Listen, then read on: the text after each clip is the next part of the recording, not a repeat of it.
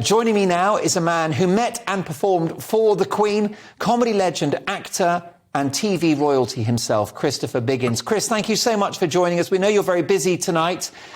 We haven't spoken since the sad news. Where were you when the sad news broke of the passing of Queen Elizabeth?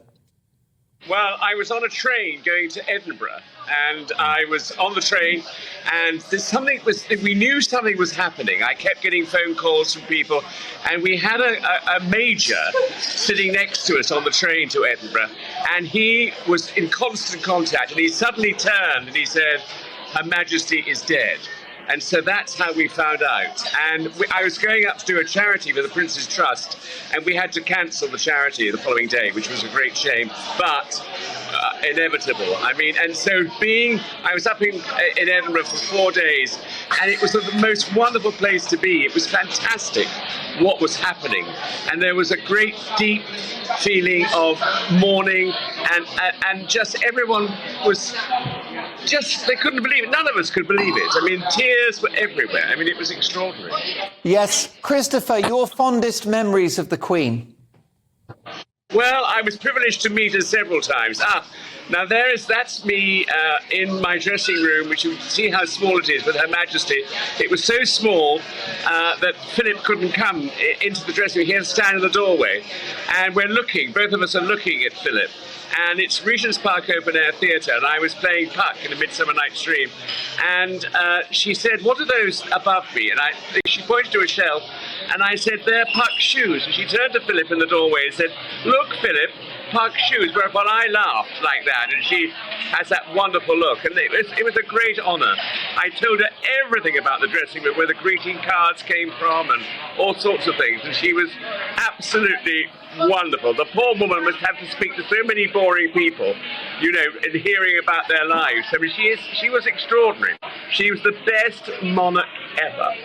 Well, that's a wonderful accolade. I love that photograph. I love the photo of the Queen, but I love that picture of you. It's a reminder of what an absolute babe you are, Christopher. No one rocks a dinner suit, especially a white dinner suit like you.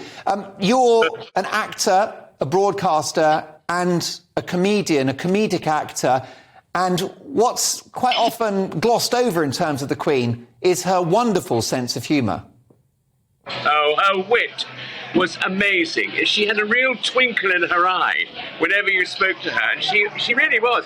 I met her at a charity event once, and I was doing the auction. We met in the interval. I was introduced, and she looked gorgeous. She was wearing fantastic pearls and a wonderful dress, and the man said, "This is Biggins, who's going to do the auction, Mum." "How lovely," she said. And I said, "Well, it is lovely, because you've been here tonight at Andrew Lloyd Webber's Bombay Dreams, and we've raised a lot of money, and hopefully when you leave, I'll raise even more money." And she just stood there, and I stood there, and she didn't say anything. It seemed it went on for hours, but in fact it was only minutes, I'm sure. But I said, "I don't suppose you've got anything I can auction." Well, she went off in high dudgeon, and I thought, that's it, I'm off to the tower tomorrow, off with my head. And we were laughing about it, and suddenly, unheard of, she came back to our group, and she said to me, "What are you auctioning?" And I said, "Well, I've got holidays, memorabilia, jewellery." And she went, "Oh," covering her pearls and moving on with a real twinkle in her eye. Can you imagine if she'd given me those pearls, what I'd have got for them?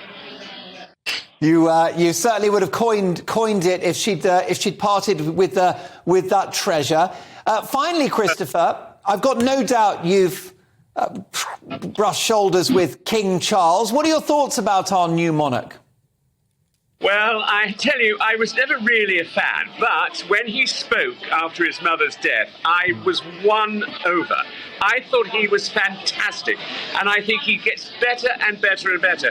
And today, when he went to visit the people queuing to see his mother, that was fantastic. I mean, I think he's going to be the best king ever. He's just wonderful. I'm really impressed with him.